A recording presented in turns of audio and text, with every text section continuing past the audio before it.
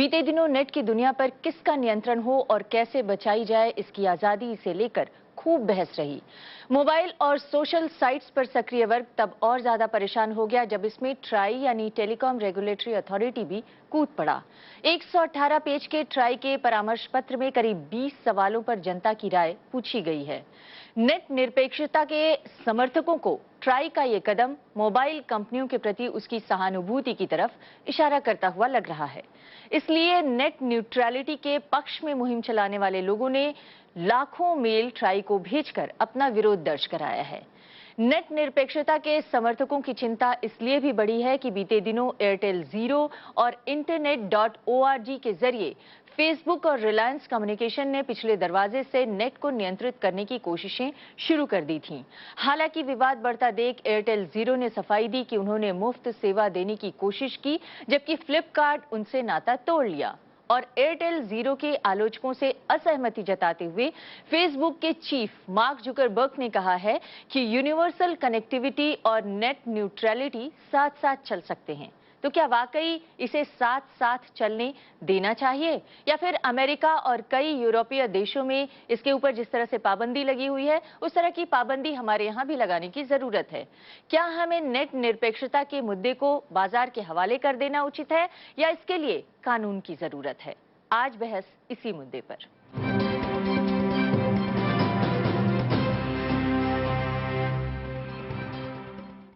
और आज इस मुद्दे पर बहस के लिए हमारे साथ हैं राजन एस मैथ्यू, आप डायरेक्टर जनरल हैं cellular operators association of India के।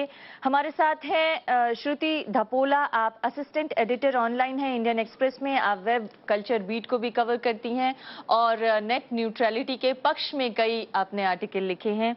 और हमारे साथ हैं जोशी जॉन, आप सीनियर बिजनेस जर्नलिस्ट हैं, आप 20 साल से आर्थिक मामलों पर लिखते पढ़ते रहे हैं। और हमारे साथ हैं संबित पात्रा, आप बीजेपी के प्रवक्ता हैं। और इसके अलावा हमारे साथ साइबर कानून विशेषज्ञ विराट गुप्ता भी हैं। बहुत बहुत स्वागत है आप सभी मेहमानों का हमारी इस चर्चा में शामिल होने के लिए। और इसके अलावा यहाँ पर मौजूद जनता है, उनका भी मैं स्वागत करना चाहूंगी।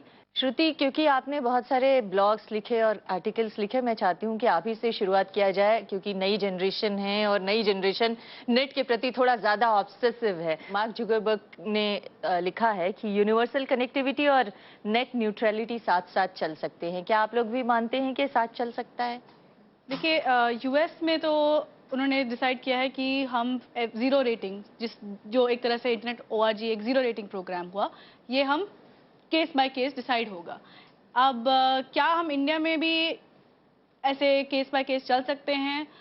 मेरा मानना है नहीं, क्योंकि हमारे वहाँ अगर लोगों को लगता है कि इंटरनेट का मतलब सिर्फ फेसबुक है या व्हाट्सएप है, तो वो बहुत गलत है, क्योंकि इंटरनेट उससे कई ज़्यादा है। इंटरनेट का पोटेंशियल, इंटरनेट की आप इंटरनेट से क्या क्या कर सकते हैं वो बहुत ज़्यादा है, सिर्फ फेसबुक और व्हाट्सएप नहीं है। और कई लोगों के लिए सिर्फ आजकल इंटरनेट फेसबुक और व्हाट्सएप तक लिमिटेड रह गया है। और जो नए लोग भी आ रहे हैं, जो पहला जिनका जो इंटरनेट पे जो सबसे पहली बार आ रहे हैं, वो मोबाइल के जरिए आ रहे हैं इंडिया में। और अगर आप मोबाइल पे फेसबुक और व्हाट्सएप फ्री कर देंगे, या आप फेसबुक पे या आप मोबाइल पे कुछ साइट्स आपकी फ्री होंगी, तो फिर आप एज अ नए कंज्यूमर, जो आप बहुत कुछ अगर आप बहुत ज़्यादा इंटरनेट डेटा नहीं अफोर्ड कर सकते हैं, आप नहीं दे सकते उसके पैसे, तो आप तो सिर्फ फ्री साइट्स पे ही जाएंगे। तो फिर एक तरह से ये तो एक इंटरनेट पे आपका डेफिनेशन रिस्ट्रिक्शन हो गया एक तरह से। तो इस हिसाब से नेट न्यूट्रलिटी इंडिया में बहुत ज़्यादा ज़रूरी है, क्योंकि सिर्फ फेसबुक या सिर्फ ट्विटर इंटरनेट का मतलब नहीं हो सकता। जी जोशी, आपको भी लगता है कि नेट न्यूट्रलिटी जरूरी है और नेट के लिए निरपेक्ष होना जरूरी है, ताकि यहाँ का जो डेमोक्रेटिक सिस्टम है वो बरकरार रहे? आप पूरे वर्ल्ड देखेंगे तो इंटरनेट का सबसे ज्यादा बेनिफिट तभी हुआ है कि जब इंटरनेट फुली फ्री और अनफिल्टर्ड है। लोगों को पूरे एक्सेस होते हैं, लोगों को उस पर एक्सपेरिमेंट कर सकते हैं, नए टेक्नोलॉजीज डेवलप कर सकते हैं, नए एप्लीकेशंस डेवलप कर सकते हैं, जो भी देख लीजिएगा आप। और इंटरनेट के जरिए आप कोई भी रिस्ट्रिक्शन जब डालेंगे, ये तो the social benefits will be reduced there kind of thing. So no question about it. The zero rating should be controlled, cannot be allowed in the way that लेकिन जैसे एयरटेल जीरो ने शुरू किया तो वो तो कह रहा है कि भाई हमारी सेवा तो मुफ्त है, हम तो मुफ्त सेवा दे रहे हैं। मुफ्त नहीं है, लोग पे कर रहे हैं, इंटरनेट, फेसबुक या जो भी कंपनीज है, फ्लिपकार्ट जो भी है, वो पे कर रहे हैं एयरटेल के लिए मुफ्त बनाने के लिए। हाँ। और उनको रिटर्न में क्या मिलता है कि ऑडियंस सिर्फ उनके सर्विसेज इस्तेमाल करेंगे। तो आप ये और कह रहे जो हैं कि पैसे नहीं पे बैकडोर करते से हैं, वो कहीं ना कहीं यूजर्स से उसका चार्ज वसूल लेंगे, नहीं नहीं इसलिए वो मुफ्त नहीं है। नहीं, ऐसे नहीं। फ्लिपकार्ट का मान लीजिएगा वो एक एडवर्टाइजिंग काइंड ऑफ अप्रोच है। मैं एयरटेल को पैसे देता हूं ताकि एयरटेल के सब्सक्राइबर्स जो है एयरटेल जीरो के, वो फ्री फ्लिपकार्ट यूज करते हैं, लेकिन अमेजॉन नहीं जा सकते हैं, नहीं तो स्नैपडील नहीं जा सकते, सिर्फ फ्लिपकार्ट आएंगे। वो एंटी कॉम्पिटिटिव है। तो आप उसके फेवर में हैं? एयरटेल जीरो एकदम नहीं, इस स्टेज ऑफ इंटरनेट पे नहीं। जी, तो आपको लगता है कि इंटरनेट की दुनिया बिल्कुल फ्री फॉर ऑल होनी चाहिए? एकदम, and specially in the Indian context, क्योंकि इंटरनेट अभी जब शुरू हो रहा है बहुत छोटा है इंडिया में, सिर्फ 100 मिलियन या कुछ कस्टमर्स होंगे, 1 बिलियन आने वाले हैं। 25 करोड़ लोग अभी हाँ, यूज कर रहे हैं। और आने वाले हैं कहने तो उनके लिए प्रोटेक्ट करना चाहिए। Internet should be free, unregulated, unfettered, the way it should be. और ये भी बोलना चाहिए कि हमारे इंडियन लॉज पूरे फ्री नहीं रखते, इसीलिए राजन साहब के लिए उनका जो व्यू होगा लेना पड़ेगा इस पे, and I will support some of things he says on this. It is not entirely free, but it should be made free. That is the direction in which we should go. मैं राजन साहब के पास आऊं, उससे पहले मैं विराग आपके पास आना चाहती हूं। मार्क जुकरबर्ग आए थे जब इंडिया, तो उन्होंने कहा था कि भारत में 1 अरब से ज्यादा लोगों की इंटरनेट तक पहुंच नहीं है और ये लोग उन अवसरों का लाभ नहीं उठा पाते हैं जिन्हें हम अपने लिए सुरक्षित मानकर चलते हैं, और ऐसे लोगों को इंटरनेट से जोड़ने के लिए जरूरी है internet.org। आप क्या मानते हैं, ये सही कदम रहा? और आज जिस तरह से जुकरबर्ग का बयान आया है कि जो उनकी internet.org है वो इसके खिलाफ नहीं है कि सबको इसकी सुविधा मिले। देखिए अमृता जी, मैं इस पूरे मसले को एक अराजक स्थिति में पाता हूं। जब सन 2006 में पहली बार ट्राई ने अपना पेपर पब्लिश किया था और जिसमें सरकार ने कोई भी कार्रवाई नहीं की, एक तरह से देश में इंटरनेट का नक्सलवाद फैल रहा है, जहां जो कंपनी जिस तरह से चाहे अपने प्रोडक्ट को बेच रही है और नेट न्यूट्रलिटी को प्रभावित कर रही है। अगर एयरटेल एक तरीके से नेट न्यूट्रलिटी को प्रभावित कर रहा है, तो फेसबुक भी internet.org के माध्यम से नेट न्यूट्रलिटी को बहुत ही विषम तरीके से प्रभावित कर रहा है। फेसबुक देश में न ही कोई टैक्स दे रहा है, न ही सर्विस टैक्स, न ही इनकम टैक्स, और ये मुख्य समस्या इस बात की है कि जो OTTs हैं, इन OTTs पे ट्राई के माध्यम से ना ही कोई रेगुलेशन है, ना ही भारत में कोई टैक्सेस हैं। टेलीकॉम के भीतर मोटे तौर पे 3 हिस्से आते हैं, मोबाइल, टेलीविजन और इंटरनेट। इन तीनों के बारे में ट्राई को रेगुलेट करने की आवश्यकता थी और है, पर ट्राई कन्वेंशनली इस बात को सिर्फ मोबाइल पे ही उन्होंने ऑपरेट किया। कुछ वर्ष पहले उन्होंने टेलीविजन के बारे में अपने रेगुलेशंस उन्होंने बताए कि आप जो विज्ञापन है उनको इतने देर से ज्यादा नहीं दिखा सकते। इंटरनेट के बारे में उन्होंने सन 2006 में पहली बार जो पेपर पब्लिश किया, उसको सवाल इस बात का है कि रूल ऑफ लॉ में आपको कानून इंपोज करना है। अगर एयरटेल अपने SMS की एक उसके चार्जेस हैं जो फ्री में नहीं दे सकता या ज्यादा नहीं दे सकता, इसी प्रकार से व्हाट्सएप भी नहीं दे सकता, तो दोनों की इक्विटी जब हम मेंटेन करेंगे तभी नेट न्यूट्रलिटी मेंटेन कर पाएंगे। अब उसमें क्या हुआ कि ट्राई की विफलता की वजह से एयरटेल कोशिश ये कर रहा है कि मैं इन कंपनियों से सीधे पैसे वसूल लूं। इसमें जो पैसे सरकार के पास जाने चाहिए वो पैसे एयरटेल खुद वसूलने की कोशिश कर रहा है, और जिसको कि लोग नेट न्यूट्रलिटी के नाम से गुमराह हो रहे हैं। जी जी जी, ये जो कह रहे हैं विराग, दरअसल ये इस तरफ इशारा कर रहे हैं कि सरकार ने भी भ्रम की स्थिति बनाए रखी हुई है और ट्राई भी इसमें कुछ स्पष्ट नहीं कर पा रहा है, ये ट्राई की विफलता है। क्या सरकार क्या कर रही है और क्या करने वाली है उस पर मैं आऊंगा, मगर सबसे पहले इसको बहुत सीधे तरीके से देखने की जो आवश्यकता है, 2 उदाहरण छोटे छोटे देकर आप देखिए नेट न्यूट्रलिटी क्यों महत्वपूर्ण है और क्यों जिस प्रकार आज एक डिबेट हो रहा है उसके पीछे का भाव यही है कि आप बिजली कंपनी से बिजली लेते हैं, आप यूनिट के हिसाब से दर भी पेमेंट कर देते हैं। अब बिजली कंपनी ने आपको घर में बिजली मुहैया करा दिया, अब ये बिजली कंपनी का दायित्व नहीं है कि वो मुझे कहे कि अच्छा तुमने बिजली तो ले लिया, अब तुम फ्रिज चलाओगे, फ्रिज नहीं चलाओगे तो तुम टोस्टर चलाओगे, मैं क्या चलाऊंगा, ये मेरा हेडेक है। और दूसरी बात है, ये यहाँ ऐसा हो रहा है कि अच्छा तुम अगर वर्लपूल का फ्रिज चलाओगे तब तो मुफ्त है, तुम्हें 3 यूनिट हम मुफ्त देंगे, मगर अगर वीडियोकॉन का चला दोगे तो हम कुछ मुफ्त नहीं देंगे। ये बिजली कंपनी ऐसे कैसे कर सकती है? ये मेरी रिस्पॉन्सिबिलिटी है, मैं वर्लपूल का फ्रिज चलाऊं, वीडियोकॉन का फ्रिज चलाऊं, वोल्टास का फ्रिज चलाऊं, किसका फ्रिज चलाऊं, और फ्रिज चलाऊं या नहीं चलाऊं, या टोस्टर चलाऊं। तो इसी प्रकार इंटरनेट के पैकेज के लिए हमने पैसे पेमेंट कर दिए। लेकिन बिजली के लिए DERC नाम की एक संस्था है जो रेगुलेट करती है, और जहां पर इस तरह के, जैसा इन्होंने कहा कि नेट नक्सलवाद पनप रहा है, वहां उस तरह का भी नहीं हुआ है। नहीं, नेट इसलिए नक्सलवाद तो धन्यवाद है कि नेट स्थिति नक्सलवाद बनी हुई है। अगर वो नक्सलवाद वर्ड से कह रहे हैं कि इट इज ओवर क्राउडेड, तो मैं कहना चाहूंगा शुक्र है कि नेट में वो अपॉर्चुनिटी है कि आज बेंगलोर हमारे ITN से भरे हुए हैं। शुक्र है कि जोमेटो जो है वो यहाँ पे बनता है, जो जिसको कहते हैं गराज स्टार्टअप्स। एक गराज में आप स्टार्टअप करते हैं और वो 23-40 देशों में जाके फैल जाता है और आप एक बहुत बड़े मॉडल को खड़े करते हैं। अगर ये नहीं होगा तो केवल अमीर लोग ही पनपेंगे। गरीब और ब्रेनी लोग जो हैं, जिनके पास ब्रेन है, वो एक गैराज में शुरू करके आगे बढ़ने की जो एक एस्पिरेशन रखते थे, उस एस्पिरेशन का क्या होगा? यही तो मैं पूछ रही हूँ कि ये सरकार क्यों नहीं अपनी स्थिति स्पष्ट कर रही है, क्यों नहीं यूजर्स के जो अधिकार हैं उसको संरक्षित करने के लिए कोई अपनी तरफ से नियम पेश किया जा रहा है? अब ये सरकार पे आते हैं, जो लीगैलिटी है, ट्राई के पास पहले ये विषय है। ट्राई अपना एक मंतव्य बनाएगा इस विषय पर, जैसा कि आपने कहा कि कुछ पॉइंट्स पर इन्होंने सभी लोगों से राय भी ली है, राय आया भी है, 2 लाख के आसपास ईमेल्स भी आए हैं, उससे ज्यादा आया है। ट्राई अपना मंतव्य बनाएगा, उसके बाद कमीशन के पास भेजेगा। कमीशन और ट्राई, अगर कमीशन राजी नहीं होगा, ट्राई के पास वापस भेजेगा। अगर इन दोनों के बीच किसी प्रकार का सामंजस्य नहीं बैठेगा, तब वो मंत्रालय में मंत्री जी अर्थात रविशंकर प्रसाद जी के पास जाएगा। रविशंकर प्रसाद जी ने चंद दिनों पहले बड़े स्पष्ट शब्दों में कह दिया है, we are for net neutrality, we are for the fact that there should be no discrimination in data, service and internet. किसी प्रकार का डिस्क्रिमिनेशन नहीं हो। ये राजन साहब, आपने सबकी बात सुनी। अब आप उन मोबाइल कंपनियों के प्रतिनिधि हैं जिन मोबाइल कंपनियों पे चौतरफा हमले हो रहे हैं। एक तरफ कहा जा रहा है कि ये नेट नक्सलवाद है, तो दूसरी तरफ कहा जा रहा है कि ये देश की गरीब जनता के साथ अन्याय है। सरकार कह रही है कि हम कुछ करेंगे, हालांकि सरकार की तरफ से अभी तक कुछ स्पष्ट नहीं है रुख। लेकिन कैसे आप लोग इस स्थिति में अपने कदम को, या मोबाइल कंपनियां अपने कदम को जायज ठहराएंगी?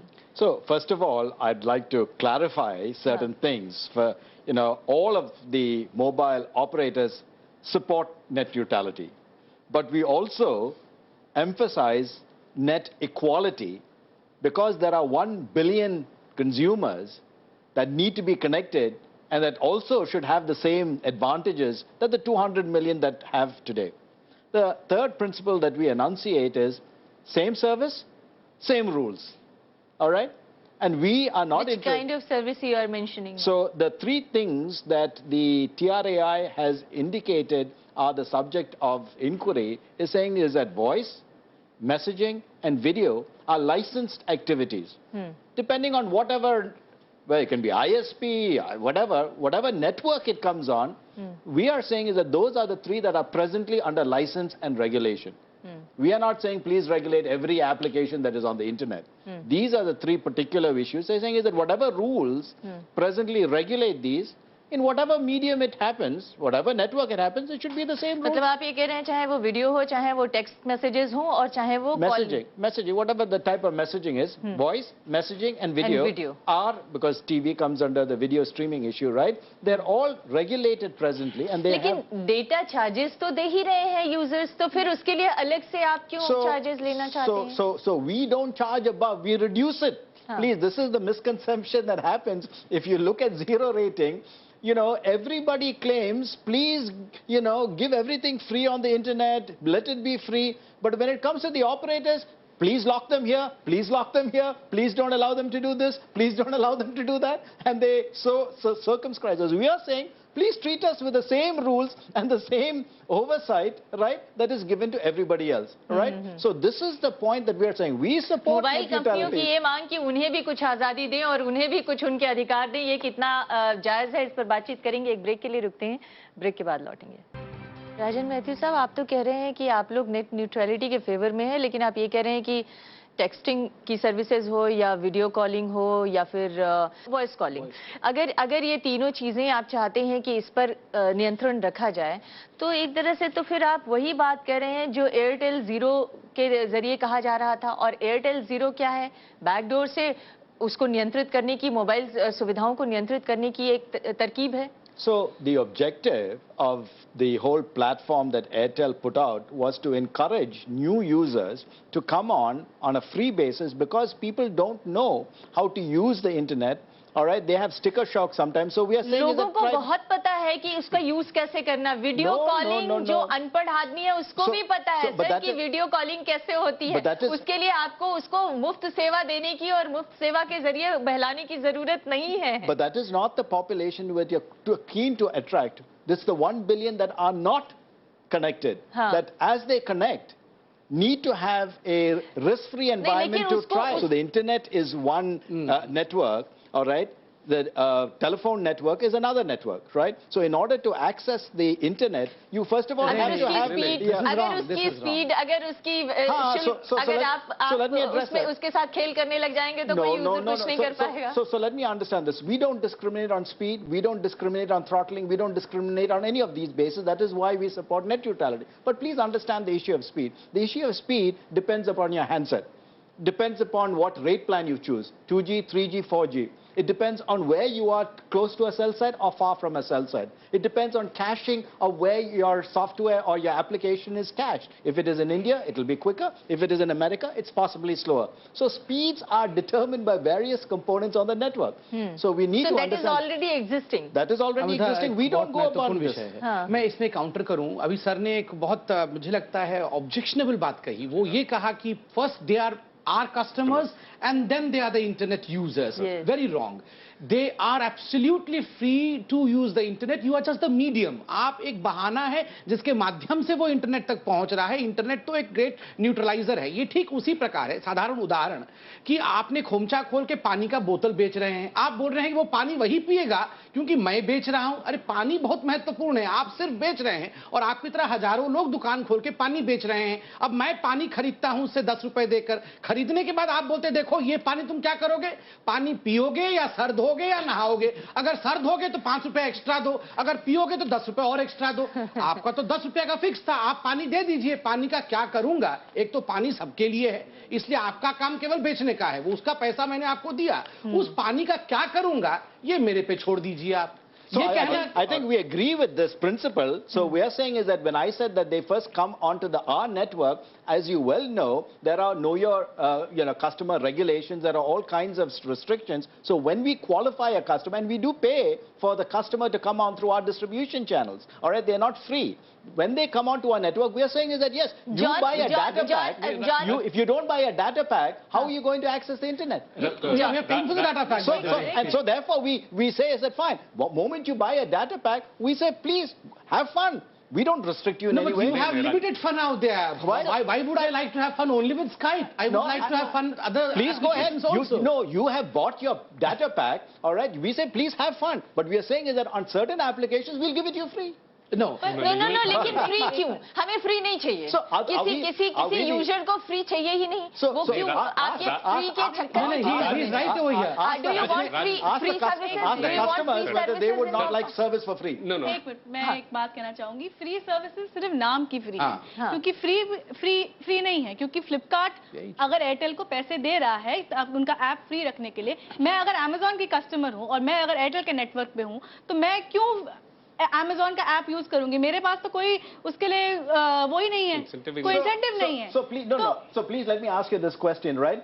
Is branding not appropriate? So why do people go on the internet? Because they realize there's a Flipkart and others that they don't know. There is an Amazon and there are others, right? So that is branding. ये आपने एक बहुत महत्वपूर्ण विषय कहा है। मैं इसको बहुत साधारण शब्दों में कहता हूं। देखिए आपका बिल्कुल ठीक कहना है कि आप कुछ मुफ्त दे रहे हैं, तो आपने जनता की तरफ इशारा भी किया कि पूछिए इनको फ्री चाहिए। हम सबको चाहिए, मगर यही भ्रम की सिचुएशन है, इसी को तोड़ना है। यहाँ हमारा रोल भी है कि आपको केवल ट्विटर या फेसबुक मिल रहा है, आपको भी सोचना है कि केवल इसी के लिए जाना है या आपको और बड़ी दुनिया की आवश्यकता है। यहां हम सबको मनन चिंतन करना है और केवल जिसको हम फ्री कह रहे हैं, ये फ्री नहीं है, इट इज प्रमोशन। ये फ्री वर्ड एक्चुअली खाली मिसकंसेप्शन है। ये प्रमोट कर रहे हैं किसी प्रोडक्ट को। हमें उस प्रोडक्ट से बाहर जाने की आवश्यकता है, ये हमें भी सोचना है। और जो लोग नेट न्यूट्रलिटी मांग रहे हैं उनको बहुत बड़े दायरे में सोचने की आवश्यकता है। केवल फ्री शब्द देख के दौड़ने की आवश्यकता नहीं है। बड़े दायरे में सोचने की जरूरत इसलिए भी है जॉन कि अब इंटरनेट या जो मोबाइल कंपनियां हैं वो सर्विस नहीं रह गई हैं, वो बल्कि एक इंफ्रास्ट्रक्चर कंपनी के रूप में बिहेव कर रही हैं, जहां पर बैंकिंग सेवा भी है, जहां पर ई कॉमर्स का पूरा बिजनेस चल रहा है। अगर किसी कंपनी की मोनोपोली हो जाती है तो वो किस तरह के खतरे हमारे डेमोक्रेटिक सिस्टम के लिए पैदा कर सकती है? एकदम सही किया आपने। एग्जाम्पल ले लीजिएगा, स्काइप का बोले थे, वीडियो कॉलिंग कर रहे थे, तो वही एयरटेल जीरो या ये जीरो रेटिंग प्लान पे जा सकता है जो पैसे दे सकता है। मान लीजिए एक गराज स्टार्टअप है, संबित जी बता रहे थे, garage startup who has developed a much better video calling service, he will never get on to the radar of the consumer because he is not on that platform. Same thing extends to anything else. You can look at online commerce, Flipkart versus, मान लीजिए मेरे neighbourhood कोई दुकान ने खोल दिया है, बहुत अच्छा सर्विस दे रहा है, आई विल नेवर डिस्कवर है। तो इसको इंटरनेट टर्मिनोलॉजी में, टेलीकॉम टर्मिनोलॉजी में वॉल्ड गार्डन बोलते हैं। गार्डन बहुत सुंदर है, सब है, लेकिन वॉल्ड है, आप बाहर नहीं जा सकते। एक पिंजरे में किसी चिड़िया को रखने वाला काइंड ऑफ एनालॉजी है। So by this analogy, all right, after Skype, nobody else should have developed on the internet, all right? Yeah. Because Skype would have been such a powerful, thing and giving it away free. But other people have also developed it, and because of the force and the user friendliness. नहीं, लेकिन ये तो user के ऊपर छोड़ दीजिए ना, इसको आप क्यों गाइड करना चाहते हैं? We are not guiding it. We are not guiding it. We are only saying, basically saying, look, there are brands out there that would like to promote their brands in any commercial arrangement. All right. The reason that people today, if you ask many people, when you ask them internet, they will tell you, oh, it's Google or it's Facebook or it's one of the. Those are brands that have been paid for, that have been developed, and so therefore they have their place, and so therefore they're entering into commercial arrangements for the benefit of the consumer. So you're saying is that consumer विराग, अगर consumer benefit के नाम पर जिस तरह से mobile company के प्रवक्ता अभी उसकी तरफदारी कर रहे हैं, क्या ये वाकई कंज्यूमर को बेनिफिट होने जा रहा है, या ओवरऑल जो हमारा डेमोक्रेटिक प्रोसेस है उसको भी ये कहीं ना कहीं प्रभावित करेगा अगर इसी तरह से इसी तर्ज पर कंपनियों को छूट दी जाने लगी? तो ये बहुत ही गलत होगा। मैं पहली बात खुश हूं कि राजन साहब ने बोला है कि he is in favour of net neutrality. तो मैं समझता हूं कि इसके आगे बहस होनी चाहिए। नेट न्यूट्रलिटी के फेवर में सभी लोग हैं। जो सबसे महत्वपूर्ण प्रश्न उन्होंने उठाया है कि जो फ्री सर्विसिंग है, वॉइस कॉल्स हैं, स्काइप हैं, इसके ऊपर वो पैसा वसूलना चाह रहे हैं जो पैसा सरकार के पास जाना चाहिए, जिसका जवाब संबित जी नहीं दे रहे हैं। internet.org को सरकार का कैसा प्रोटेक्शन मिला, और internet.org भी नेट न्यूट्रलिटी के अगेंस्ट में है। देश में फेसबुक, ट्विटर और स्काइप और व्हाट्सएप का एक मोनोपोली है। देश में सर्विस टैक्स नहीं देते, देश में इनकम टैक्स नहीं देते। मोबाइल कंपनीज, इंटरनेट कंपनीज बहुत बड़े पैमाने पर रोजगार देने के बाद, इंफ्रास्ट्रक्चर क्रिएट करने के बाद वो पैसे चार्ज करती हैं, और ये दूसरी कंपनियां विज्ञापनों के नाम पर वहां से विज्ञापन लेके दूसरों को फ्री में दे करके अपनी मोनोपोली क्रिएट कर रही हैं। 3 दिन पहले मेरे साथ बहस में श्री रविशंकर जी प्रसाद ने बोला कि इन सारी कंपनीज की बैक ऑफिस भारत में हैं। अगर बैक ऑफिस भारत में हैं तो ये इन्वेस्टिगेटिंग एजेंसीज के साथ सहयोग क्यों नहीं करती? ये लोग भारत में टैक्सेस क्यों नहीं पे करते हैं? भारत सरकार इसके बारे में एक श्वेत पत्र जारी करे कि ये सारी कंपनी से भारत को क्या लाभ है। ये तो ठीक है। विराग जी, जोजी बोल रहा हूँ जी। इससे पहले ये आप एक्सटेंड करें, आप जो बोल रहे हैं सही है कि मैंने स्काइप है, नहीं तो व्हाट्सएप है, उस पे शायद टैक्सेस नहीं पे करते हैं, लेकिन आप बड़े कंपनीज देखिए, गूगल या अमेजॉन या गूगल भी नहीं पे कर रहा, गूगल भी पे नहीं कर रहा। No, it does pay. I am saying this, no, on the ad revenue What I am saying, different issue. please listen. नहीं, वो इसलिए इस इश्यू पे जा रहे हैं क्योंकि वो इसलिए जा रहे हैं क्योंकि मोबाइल कंपनियों के साथ उनका जो झगड़ा है वो इसी बात को लेकर है। मोबाइल कंपनियों को ये लग रहा है कि वो तो मुफ्त का पैसा कमाई कर रही है, और संबित जी ने उदाहरण दिया था, संबित जी ने उदाहरण दिया था, वो मैं बता दूं। देखिए, मुझे समझ में 2 चीजें आ रही हैं। ये टैक्सेशन का विषय आप अलग रखिए, ये अलग विषय है, नेट न्यूट्रलिटी अलग विषय है। पहला विषय, जो मोबाइल कंपनीज हैं उनको लग रहा है अच्छा मैसेज से हमें पैसे आ रहे थे, अब तो व्हाट्सएप करके सारे मैसेज के पैसे हमारे पास से चले गए। अच्छा, वॉइस जो कॉलिंग करते थे पहले, वीडियो चैटिंग पे, उससे पैसे आते थे, अब तो स्काइप करके ये भी चले गया। भविष्य में ऐसा भी होगा, अभी भी हो रहा है कि हम जो कॉल कर रहे हैं उसके भी पैसे नहीं हो रहा है। तो दे आर वरीड कि कहीं धीरे धीरे, जैसे बीबीएम अभी ब्लैकबेरी का एकदम डाउन हो गया है, कहीं इनकी भी सर्विसेज खत्म नहीं हो जाएगी, क्या करना है। तो इनको लग रहा है कि और प्रॉफिट जो हम कमा रहे थे वो कैसे बरकरार है और प्रॉफिट कैसे आए। कहीं ना कहीं it is about the profitability of the mobile companies. आप देखिए, इसमें आप अभी स्पेक्ट्रम ऑक्शन हुआ था, अगर प्रॉफिटेबिलिटी नहीं होता तो जिस प्रकार से आक्रामक तरीके से स्पेक्ट्रम के ऑक्शन में सभी लोग गए थे, ये जाते क्या? अगर इनकी वायबिलिटी नहीं होती तो नहीं जाते। वायबिलिटी है, ये उससे प्रॉफिट कमा रहे हैं, तभी वो जाके वहां ऑक्शन में भाग ले रहे हैं। और शायद इसी वजह से वो दूसरे यूजर्स के सर्विसेज महंगे करके वहां से पैसे निकालने की कोशिश तो नहीं कर रहे हैं। नहीं, देखिए, उनका एक बहुत बड़ा तर्क ये है कि हमें पैसे की आवश्यकता है, जितना हम इन्वेस्ट कर रहे हैं हमारी प्रॉफिट हो नहीं रही है। अगर प्रॉफिट नहीं हो रही है तो साधारण भाषा में तो यही कहूंगा, ये ऑक्शन में क्यों गए थे? संबित, इसका जवाब भी बताइए। ये ठीक है कि वो ऑक्शन में गए और लाखों करोड़ों आए, लेकिन सवाल ये है कि वो कह रहे हैं कि हमने तो उसमें लगाए, अब हमें प्रॉफिट चाहिए और प्रॉफिट हम जैसे भी चाहें वैसे हमें कमाने दीजिए। सरकार का इसमें क्या रोल होगा और सरकार किसके साथ खड़ी है? यूजर्स के साथ खड़ी है या फिर मोबाइल कंपनियों के साथ खड़ी है? ये स्थिति स्पष्ट नहीं है। एक बात मैं बता दूं, हमेशा ही एक शासक की नीति होती है गौतम बुद्ध की नीति, अर्थात मध्यम मार्ग में। शासक ना इधर भटक सकता है ना उधर भटक सकता है, सबका साथ सबका विकास। मगर हम खड़े नेट न्यूट्रलिटी के साथ है, क्योंकि बड़े स्पष्ट शब्दों में रविशंकर प्रसाद जी ने कहा है, वो जो लाइन कहा है कि internet is an international property, it is a property of the brain, it can never be property for earning profits, it is never a property of... लेकिन अगर कंपनियों को इसकी छूट दे दी जाएगी कि वो पहले कहेंगे कि मुफ्त, फिर कहेंगी कि नहीं कुछ रिस्ट्रिक्शंस, और इसके बाद फिर अपना मोनोपोली बढ़ाना शुरू कर देंगी, अगर इसी रास्ते पे चलेंगी तो एक दिन उनकी मोनोपोली हो जाएगी। और मैंने जो कहा कि ई कॉमर्स जिस तरह से नेट पे बढ़ रहा है, उस तरह से आने वाले दिनों में अगर वो यूजर्स का इस्तेमाल करें सामाजिक प्रभाव बढ़ाने में, तो कोई भी पैसे देकर किसी भी तरह की चीज करवा सकता है इंटरनेट के नहीं, जरिए। ये आपका बिल्कुल जायज एक शंका है। आप देखिए, तभी तो सरकार कह रही है, अभी सरकार क्या करेगी, मैं प्रीएम्प्ट नहीं कर सकता, कोई भी नहीं कर सकता, क्योंकि कमिटी बनी है 6 लोगों की। ये कमिटी जनवरी 15 को बनी है और मई के दूसरे हफ्ते तक इसकी रिपोर्ट आएगी। उसके पश्चात बड़े स्पष्ट शब्दों में रविशंकर जी ने यह भी कहा है कि none of the recommendations of the TRAI are binding on us. कोई जरूरी नहीं है कि वो जो एडवाइस दे वो हमारे पे बाइंडिंग रहे। तो फिर तो स्थिति और भी स्पष्ट कर देनी चाहिए कि हम इसके खिलाफ हैं और हम नहीं चाहते ये एयरटेल जीरो को कैंसिल कर दिया जाए, internet.org को कैंसिल कर दिया देखिए जाए। अमृता जी, ये कहना कितना आसान है। अब सरकार कोई बिल भेजती है प्रेसिडेंट के पास उनके तबसरा के लिए और उनके सिग्नेचर के लिए, उससे पहले ही सरकार कह दे कि हमें क्या जरूरत है, तो 2 बार भेजेंगे तो प्रेसिडेंट को ऐसे ही साइन कर देना पड़ेगा।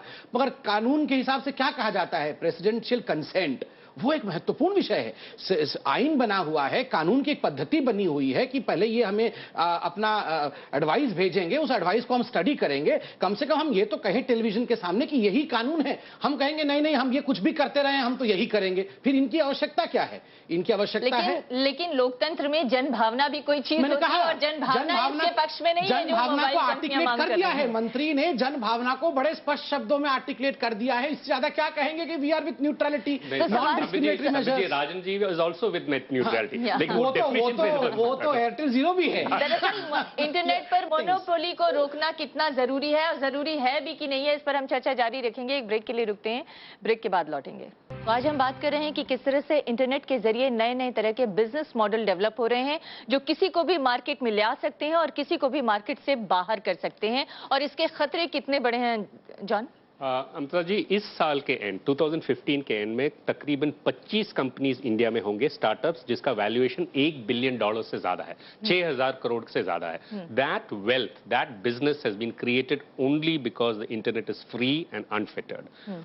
फ्लिपकार्ट, स्नैपडील, इनमोबी, म्यूसिग्मा, ऐसे ऐसे जो भी कंपनीज है, ओला कैब, सब ले लीजिए, इसीलिए आए हैं क्योंकि इंटरनेट फ्री है, एक्सेस है मेरे को, कंज्यूमर अपने फोन पे बिजनेस कर सकते हैं, उनका ट्रांसैक्ट कर सकते हैं। You are threatening that, you are saying that by bringing all these artificial structures in, wall garden जैसे बोलते हैं, आप उसको थ्रेटन करने जा रहे हैं। उसको थ्रेटन करने से क्या होगा, जैसे ब्रेन पावर बताया Sambit ji, you are kind of putting that down, you're not allowing the new generation to come and really reap the value of the internet. और जैसे हमने बोला था राजन, एक मिनट राजन, जैसे बोला था इंडिया में अभी 100-200 मिलियन ही हुए हैं लोग इंटरनेट पे, 1 बिलियन जब होंगे तब this market will be much bigger than China, much bigger than the US kind of thing. उसको हमें फ्री करके छोड़ना चाहिए। जब आपको मार्केट बढ़ाना है तो क्यों नहीं इनकी सलाह मानते हैं? मार्केट बढ़ाने के लिए तो सबसे अच्छा उपाय है कि उसको फ्री छोड़ दिया जाए, और जितने ज्यादा यूजर्स आएंगे उतना ज्यादा फायदा होगा। So first of all,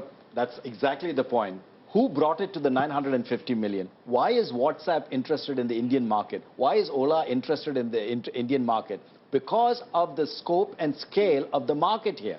All right. If there was no initial network in place, right, and we only had 150 million customers, which for the first 20 years of our existence, we had 7% penetration. Who came to India to do business for telephony? But all right, so let me finish. Joshi, I didn't interrupt you. All right. So now, because we have 960 million customers on our network, all of a sudden, all of these become automatic customers for anybody on the internet. इसका मतलब mobile कंपनियों को jealous हो रही है कि हमारी सुविधा का इस्तेमाल कर रहे हैं और कमाई वो खुद कर रहे हैं. No jealousy. We want to promote the next 1 billion because that is our business plan. We want to connect the next one. We brought in the voice revolution. We will bring in the data revolution. That is why we absolutely agree with them. Our members paid significant amounts of money for the auction, for the spectrum, and will continue because there's more auctions, right? All right, we may have differences about pricing. No, and sir, if I can, Rajan, Airtel is making about 5,000 crores profit this year. So 5,000 crores profit at what level? Please, Joshi, I think we are misrepresenting. No, that's a very decent amount of money. So you're not doing anybody a favor by doing this, right? We said this before. We said is that obviously we bid for this spectrum at tremendous amounts. Right. Obviously, there's a business case. We're not arguing it. Right. Okay. What we are saying is that listen. Okay, you need the operators in a synergistic relationship with content providers, the internet, everybody, to make sure that 1 billion more people can access the internet. Yeah, but we are pushing. Let me say, we push the internet. We, support the internet. We support access to the internet. So why are we fighting? We're saying is let's work together to make sure that there are good regulatory environments. लेकिन झगड़ा सिर्फ इस बात का है Matthew साहब कि अगर इंटरनेट पे आप फ्लिपकार्ट को या आप व्हाट्सएप को प्रेफर करते हैं और कोई वाइबर यूज करना चाहता है तो आपकी कंपनी का कनेक्शन लेने वाला वाइबर यूज नहीं करेगा, उसे व्हाट्सएप ही यूज करना पड़ेगा. ये समस्या है. No, so we don't push anybody to make those selections. Let me just give you an example. No, we don't cut the speed. This is absolutely against net neutrality, and we say we are not supporting that type of thing. Your speed, as I said, was constrained by other factors. But let me go this. Look, when the voice issue was here, 800 service was a government prescribed, regulatory prescribed matter. Anybody who used an 800 number didn't have to pay for that call. Now, different companies could subscribe for 800 calls. So when you call that 800 number, you as a caller did not pay. I as a company paid for it. Did you then say that that meant that it was, going to destroy innovation? That is emergency services, I guess. No. Toll-free calling your moderator. Toll-free calling. इसमें problem analogy wrong इसीलिए है क्योंकि that toll-free calling as a channel to a business will be in a percentage of callers will be a few percentage points. Internet is completely different. Data access is completely different. So, Flipkart को आप देखेंगे, maybe about 80% of their business will be coming from mobile internet. People who are there on the mobile. I think that's the flaw in the argument. Why? Because we brought the rates down, it didn't matter. That is the point. Not because Viraj cyber law in तमाम मुद्दों पर क्या कहता है अगर आप कुछ रोशनी डालना चाहें तो? अमृता जी, बगैर कॉम्प्लिकेशन के छोटे से 2 सवाल पूछ रहा हूं संबित जी से कि अगर एयरटेल भारत को रेवेन्यू देता है, टैक्स देता है, तो व्हाट्सएप से वो क्या रेवेन्यू ले रहे हैं, उसके ऊपर टैक्स क्यों नहीं लगा रहे?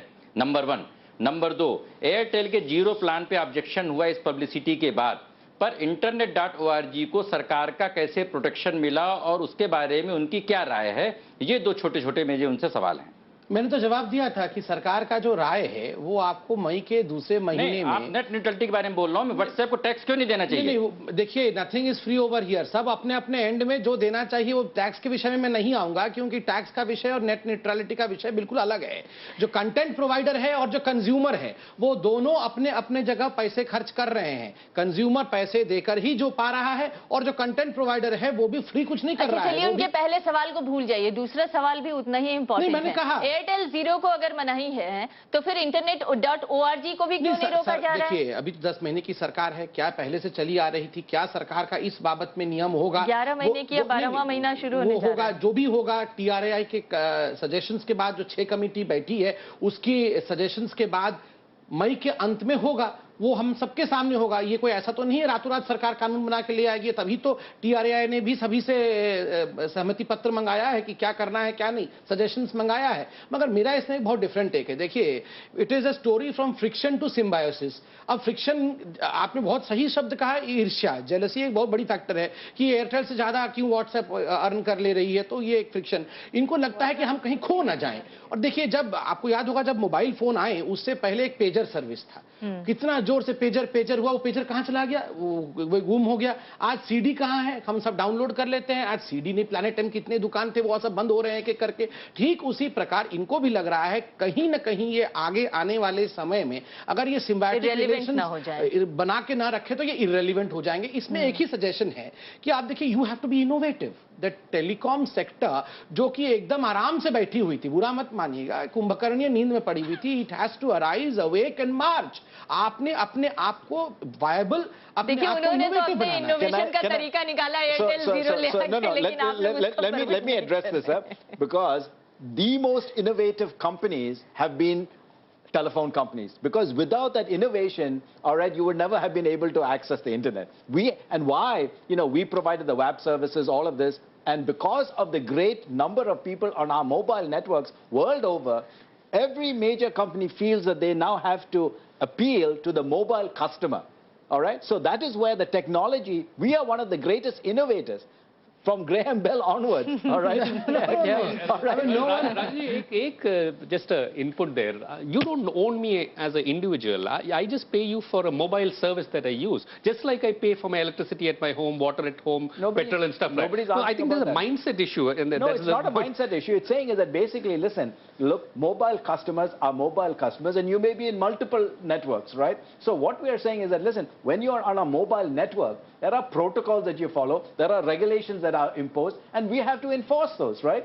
You can choose to be guided by those or go to some other network. क्योंकि regulations नहीं है, इसलिए थोड़ा अपने अपने तरीके से सब लोग अपना अपना रूल बनाने के लिए. That is not correct, because I said in the 3 services that we are concerned about, we are not concerned about the other applications. Please understand that, for every customer that comes on, I have to do know your customer, which is imposed by the government for security reasons. All right. I also have to provide equipment for legal enforcement. There are some 12 legal enforcement agencies where anytime there is a national security issue, I am responsible, not WhatsApp. All right. Thirdly, as I said, for every rupee that I earn, 15 rupees goes back to the government by way of fees of one nature or the other, right? So there's a whole plethora. So, for example, take a simple thing, spam. Do not call. I am regulated by the authority to make sure that every message that comes from my services is controlled and that you don't get unwanted calls. Now, how successful is a different... There is no such thing for spam filtering, all right? Look at quality. सरकार सुरक्षा के issue को भी नजरअंदाज कर रही है. Let me just finish. Quality of service. If a network is down, I am penalized. If any one of the sites is down, there's no penalty for coming back up, all right? So in terms of those quality of standards, they don't have to abide by this. So those are all restrictions on us. And this is what I say, similar service, similar rules, please.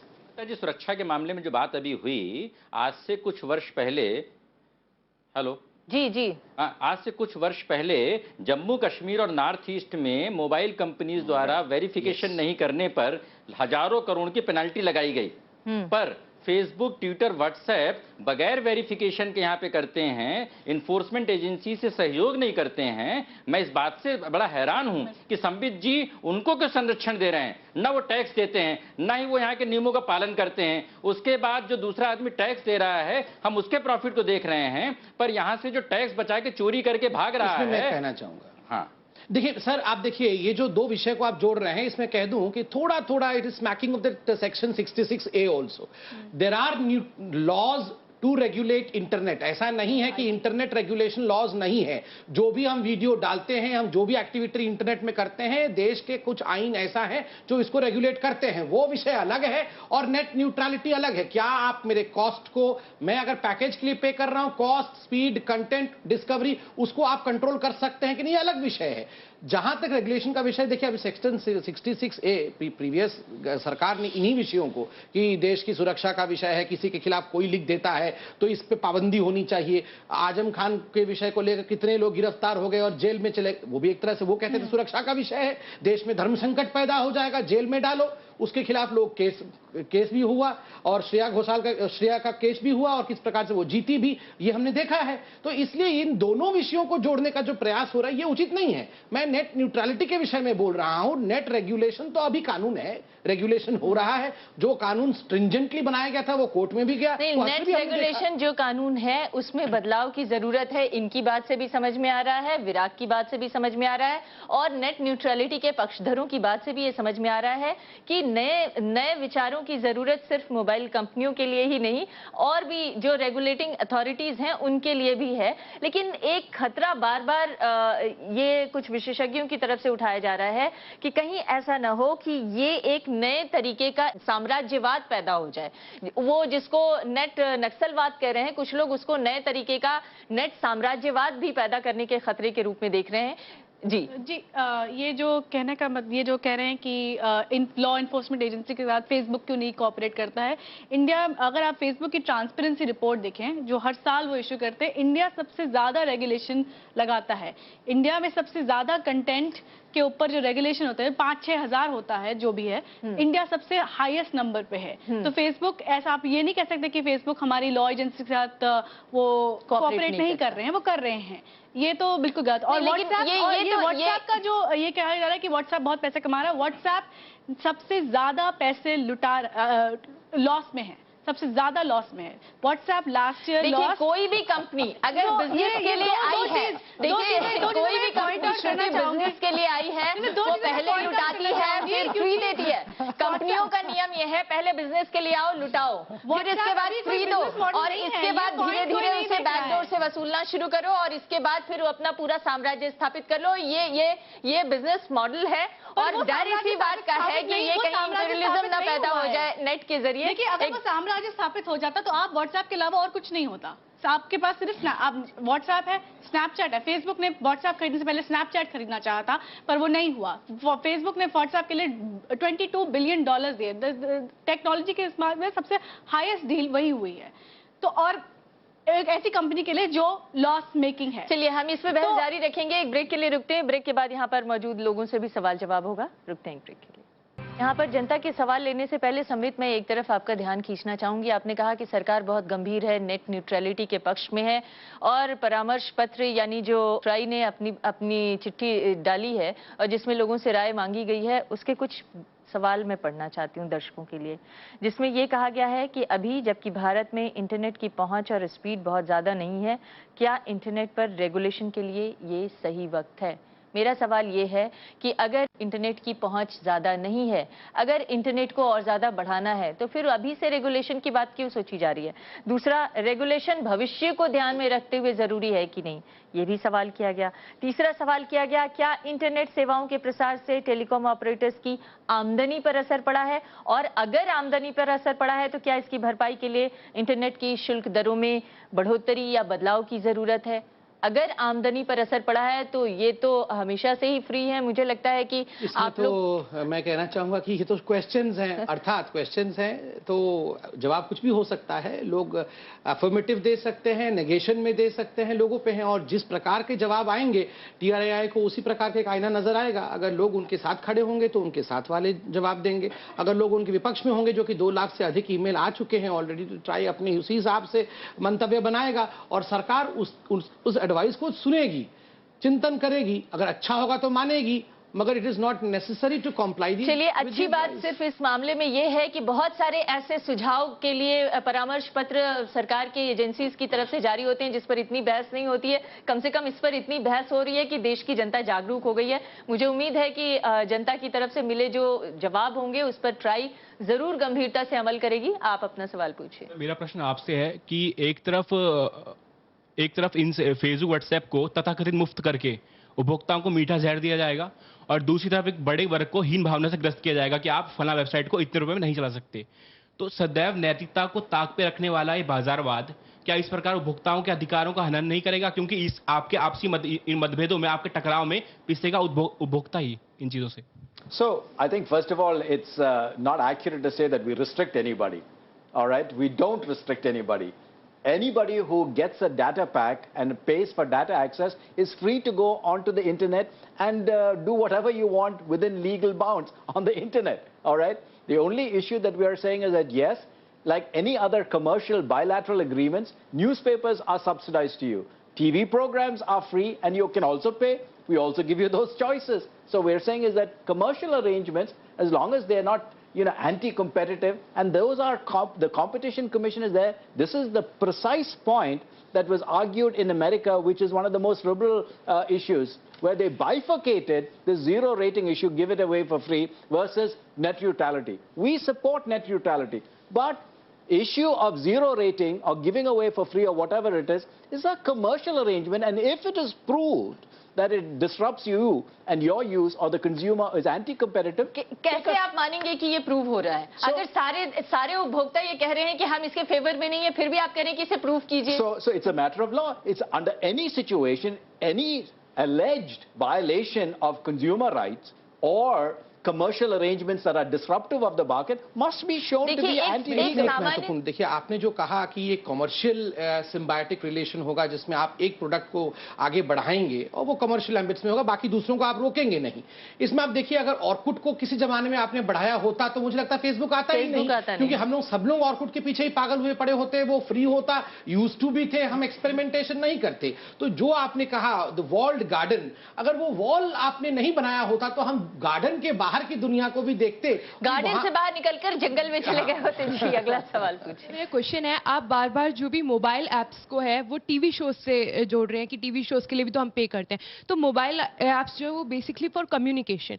अब आप जब specify कर देते हैं कि ये pack इसी के लिए डलेगा, तो हो सकता है मेरी किसी फ्रेंड के पास व्हाट्सएप ना हो, उसने व्हाट्सएप पैक ना डलाया हो और मैंने डलाया हो। फिर सबसे बड़ी बात, आप उस ऐप को डाउनलोड नहीं कर सकते जब तक पैक ना डलवाया जाए। तो मतलब आपको अगर उससे कम्युनिकेट करना है तो सबसे पहले जाके आपको पैक डलवाना पड़ेगा, क्योंकि आपके पास वो पैक नहीं है। सबके पास एयरटेल या सबके पास सिर्फ वोडाफोन ही होना चाहिए, इसका मतलब ये वो चीज है तो कम्युनिकेशन डाउन होगी। और दूसरी जो कंपनीज हैं जिन्हें आप प्रमोट करें, उनके अलावा जो सर का क्वेश्चन था उनका तो पूरी तरह डिलीशन हो जाएगा, तो फिर कैसे वो आगे बढ़ेंगे? So first of all, we have 8 or 9 companies. If you're not satisfied with one company, please look at the other 7. All right, there's plenty of competition. But let me say this, right?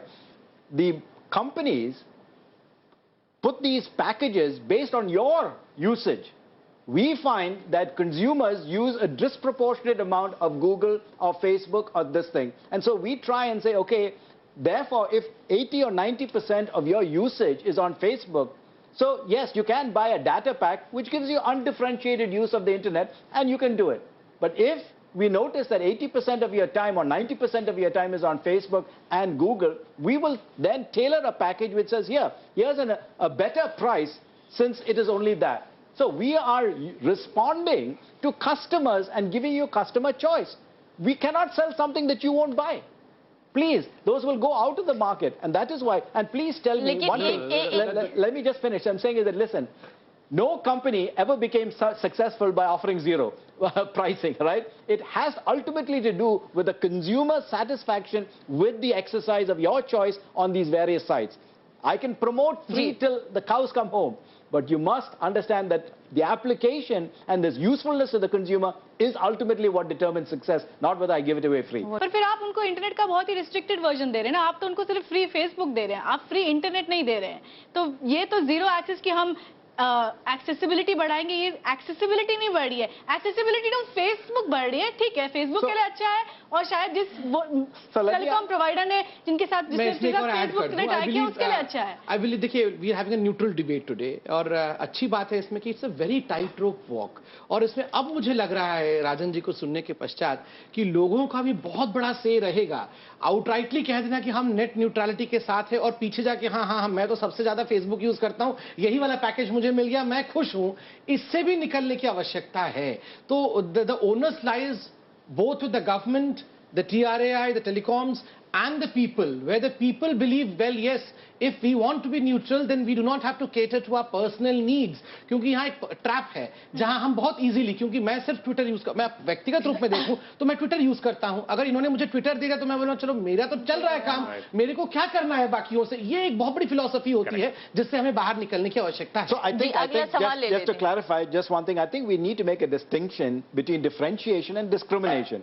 Every company differentiates their product and gives it for use for the consumer. So I think we need to make that very clear. We don't discriminate, we do differentiate our products for the consumer's use. इस discussion से ये तो साफ हो गया कि जो net neutrality पे खतरा है वो कंपटीशन पे भी खतरा है, लेकिन क्योंकि जो पहले से कंपनीज है, मान लीजिए व्हाट्सएप आपके साथ कोलैबोरेशन में है, तो फर्स्ट मूवर एडवांटेज उसका है। अगर कोई नई ऐप आती है तो वो इतनी आसानी से स्टैब्लिश नहीं कर पाएगी। इससे इनोवेशन पे भी फर्क पड़ेगा, क्योंकि जब वो स्टैब्लिश ही नहीं कर पा रही तो लोग इनोवेट क्यों करेंगे। तो इससे जो हमारी कंट्री का टेक्नोलॉजिकल एडवांसमेंट है उस पर भी असर आएगा, ये मेरा क्वेश्चन है। जी जॉन, आप एकदम यस आएगा। पहले हमने बता दिया था ये गराज स्टार्टअप्स आएंगे नहीं, क्योंकि बड़े जो है जो एयरटेल को या नहीं तो दूसरे टेलीकॉम प्रोवाइडर को जो पैसे दे सकते हैं, एयरटेल जीरो वाले जीरो एक्सेस प्लेटफॉर्म पे, जीरो रेटिंग प्लेटफॉर्म पे, वो they will expand and they will do well. There is a clear handicap that a new startup will start under if the zero rating platform comes under. But you know, Joshi, when from the day that zero rating started with Alma, 20 plus innovative companies, innovators who could not otherwise have gotten onto the internet came and signed up with Airtel. But with the guys who have financial pockets to do that kind of thing, please, right? So first of all, there is, you know, everybody, getting on the internet, that's fine, all right? There is a Darwinian process. Some will die, some will continue. Right. Why? Because they're well funded or not. Right. So to say that ultimately these companies don't have the resources is, I think, a bit of a fake argument. Last question. Mathews sir से मेरा question है sir, science कहता है कि मनुष्य के दिमाग में एक दिन में 60,000 विचार आते हैं, और इंटरनेट का यूज़ करते समय हम लोग एक्सेस करते समय कभी भी कुछ भी दिमाग में आ जाता है तो हम एक्सेस कर लेते हैं। लेकिन अगर हम जब रेस्ट्रिक्ट हो जाएंगे उस पर और इंटरनेट की लिमिटेशंस हो जाएगी तो हम जो उसको एक्सेस नहीं कर पाएंगे, जो भी हमारा मन करेगा। तो इंटरनेट जो सिनोनिम बन चुका है नॉलेज गेन का, तो कहीं ना कहीं इसके कारण वो सिनोनिम भी खत्म हो जाएगा। तो आप लोग इससे जो लिमिटेशन से कहीं ना कहीं इस चीज को बढ़ावा भी मिल जाएगा। We are making affordable packs available for you to enjoy the internet. Right? Where do we restrict you? A limited version of the internet. No. I'm saying is that not a limited. You buy a data pack. Who's restricting you? Right. No, we are talking about zero platform. The zero platform. But I'm saying it's a differentiation, right? It's a marketing differentiating. It is not discrimination. Let's please make those two distinctions. Every commercial company differentiates its product. They do not discriminate. Discrimination is anti-legal. The bottom line is what is good for the society. So social good. Here, and we can agree to disagree, this is certainly not favoring social good. So I'm glad you know what social good is, Joshi कह रहे हैं कि समाज को क्या चाहिए mobile कंपनियों से और इस इंटरनेट सर्विस प्रोवाइडर्स से। अमृता जी, संबित जी ने बड़े साधारण शब्दों में बोला था। मैं साधारण शब्दों में पूरी समस्या को अंत कर रहा हूं कि कनॉट प्लेस में एक दुकान ऑक्शन होती है और उसके सामने पटरी में आप दुकान को आप एयरटेल को देते हो और पटरी में फ्री में व्हाट्सएप को बैठा देते हो। व्हाट्सएप से आपको पैसे नहीं वसूल रहे हो, एयरटेल आकर के व्हाट्सएप से पैसे वसूल रहा है। अगर सरकार व्हाट्सएप से पैसे वसूल रहे तो एयरटेल का नक्सलवाद खत्म हो जाएगा, उसकी जो इंटरनेट की फीफ्डम है वो खत्म हो जाएगी, देश में समानता आएगी और नेट न्यूट्रलिटी आएगी। Net neutrality is nothing but tax neutrality. This is the government failure, this is the try failure. समाज के लिए ज्यादा जरूरी क्या है, सिर्फ टैक्स वसूलना सरकार का, या इससे आगे भी कुछ आप सोचते हैं? समाज के लिए सबसे बड़ा जरूरी है। आज हजारों किसान आत्महत्या कर रहे हैं क्योंकि देश में एयरटेल तो रोजगार दे रहा है पर व्हाट्सएप न रोजगार दे रहा है न ही रेवेन्यू दे रहा है। देश में जो बड़े पैमाने पर जो रिसेशन फैल रहा है, अनएम्प्लॉयमेंट फैल रहा है, उसके बड़े बड़ी जिम्मेदारी सरकार की है, क्योंकि सरकार इन बड़ी बड़ी विदेशी कंपनियों से टैक्स नहीं वसूल रही है। और ये सुंदरता है हिंदुस्तान की राजनीति का, ये सुंदर कि नेट न्यूट्रलिटी और व्हाट्सएप को भी धीरे से लाके किसान से जोड़ दिया जाता है। ये सुंदरता किसी और देश में नहीं। लेकिन वो व्हाट्सएप और नेट न्यूट्रलिटी भी वही लोग यूज करते हैं जो किसान हैं, जो आप चाहते हैं ना कि किसानों तक इंटरनेट का विस्तार हो। अगर इंटरनेट का विस्तार चाहते हैं तो किसान और किसी बिजनेसमैन में फर्क क्यों करना चाह रहे हैं आप? बिल्कुल नहीं होना चाहिए फर्क, वो न्यूट्रल होना चाहिए। और सबसे बड़ी बात है से आजादी एक ऐसी शब्द है जिस शब्द का रिस्पेक्ट हर कोई करे तो बेहतर रहता है। मैं इंटरनेट के साथ क्या करूं, ये पूरी तरह से मेरा प्रेरोगेटिव है, और सरकार ने जिस प्रकार से अपने आप को आर्टिकुलेट किया है वो नेट न्यूट्रलिटी के पक्ष लेकिन में। सरकार का पक्ष अभी आना बाकी है। उम्मीद है कि 24 अप्रैल को जब ट्राई को सारे सुझाव मिल जाएंगे, इसके बाद सरकार ने भी एक कमेटी बनाई है, उसका भी सुझाव आ जाएगा, तब संभवतः कुछ नई दिशा देश के सामने आए। लेकिन अभी तक की चर्चा से और यहाँ तमाम जो जनता है उनकी चर्चा से ये बात स्पष्ट होकर आई है कि कोई भी नहीं चाहता है कि उसकी ज्ञान की दुनिया में और नेट के विस्तार की दुनिया में किसी भी तरह की पाबंदी लगाई जाए। बहुत बहुत शुक्रिया हमारे इस चर्चा में शामिल होने के लिए। नमस्कार।